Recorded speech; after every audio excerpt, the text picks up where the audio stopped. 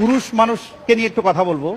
পুরুষ মানুষরা আসলে খুবই অসহায়, হ্যাঁ। কারণ তারা রাগ করে বাপের বাড়ি যেতে পারে না। হ্যাঁ, পুরুষ মানুষরা সব সময় ছাত্র, মা মনে করে বউ শিখাই দিছে, বউ মনে করে মা শিখাই দিছে। ছোটবেলায় মা বলে বাবু তুমি কিচ্ছু বোঝো না, বড় হওয়ার পর বউ বলে তুমি কিচ্ছু বোঝো না, এখন বাচ্চা কাচ্চারা বলে বাবা তুমি কিচ্ছু বোঝো না। পুরুষ মানুষ তো এটাও বুঝে না যে তার বোঝার ঠিক বয়সটা কখন।